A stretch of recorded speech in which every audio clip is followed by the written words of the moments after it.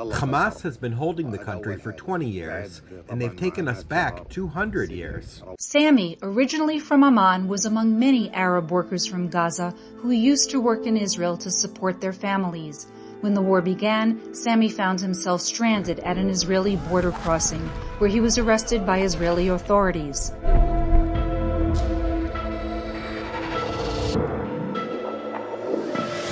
The war started while I was at work, and we wanted to leave. We didn't know what to do because there were no crossings open at that moment. We stayed for a few days in Israel without being able to contact anyone to help us escape. Eventually, we reached a crossing point, but the police arrested us. They beat and interrogated us, took us to prison, and held us there for a month before releasing us and sending us away. When Sammy was allowed to return to Gaza, he relocated to the south while his house in the north was destroyed, and 6 family members, including his wife and daughter, were killed. We used to have jobs, houses, and children. Today we have nothing. No work, no homes, and our children are gone. There is nothing left. In 2021, 7,000 Gazans held Israeli work or trade permits. The following year, the permit quota was increased to 17,000, with a planned increase to 20,000. By 2023, 18,500 Palestinians had visas to enter Israel, but their access was revoked 3 days after the Hamas attack. A 28-year-old man born in Turkey, Riyad worked in Israel before the war. His 16-year-old wife was killed during the conflict and strongly condemns Hamas for this. I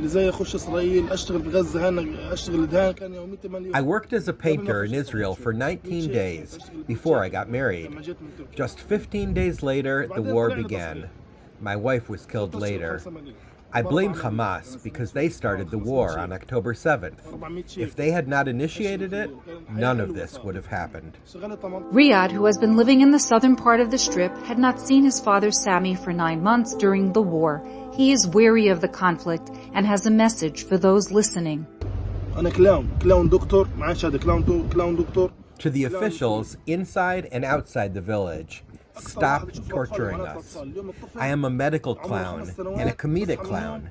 Today, a 5-year-old child wakes up in the middle of the night after dreaming of a can of water so he can fill it up. He's just a child. Where are his rights? Sammy recalls working in Israel 7 months before the war began.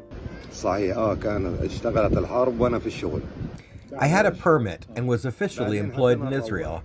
It was a good job. I earned about 500 shekels a day. Sammy worked with both Arab and Jewish Israelis. While some Jewish colleagues were surprised to work with the Gazan, it did not prevent mutual interactions.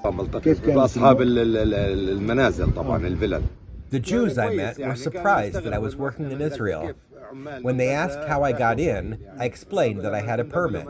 We are clean people, with no connection to Hamas, Islamic Jihad, Fatah, or any other organization. In Gaza, we worked honestly to support our families.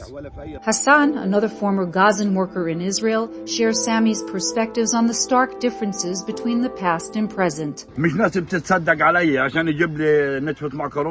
I worked in a block factory in Israel for 20 years, and it was generally good. I earned enough to live a dignified life in Gaza, but now we live like animals. It is unbearable.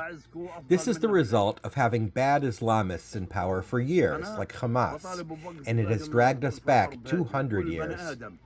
Israel also bears responsibility for our suffering. I have been imprisoned in Israeli jails, and we were caught in a never-ending cycle of violence. Now we fight for scraps of bread and live in tents.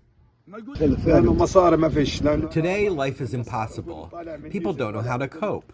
There is no money, no food. Everyone knows it. When a kilo of onions costs 60 shekels, it's a catastrophe. One of the few remaining businessmen in the Gaza Strip spoke to the media line. He worked in a major industry for 20 to 25 years. I am from Sheikh Ridwan in the north. I was displaced and now live in central Gaza, facing my 4th displacement. He was asked why he didn't leave Gaza before. I had many chances to leave Gaza. I've been to the United States, China, and other places, but I couldn't leave. Even after visiting Ramallah, I couldn't stay there for more than 4 days and had to return to Gaza. We will not leave. This is our land. I lived in the U.S. for a year. I want a chance to live like everyone else. My message to the world is that I hope what I am enduring, along with the suffering of my people and children, will never happen again in history. He addressed that the war changed the good relations that made business flourish between those working in the Strip and in Israel. The period before the war was a symbol of good exchange and cohesion between the sides. I had great hopes for the future and to continue like this. October 7th has destroyed all our dreams and communication on both sides. We blame both Israel and Hamas. They must stop the war immediately.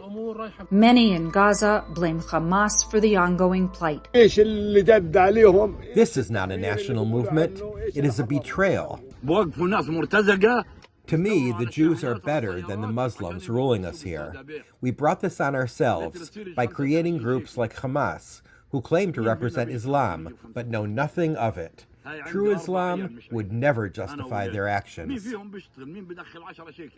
From the Gaza Strip, the Media Line reports.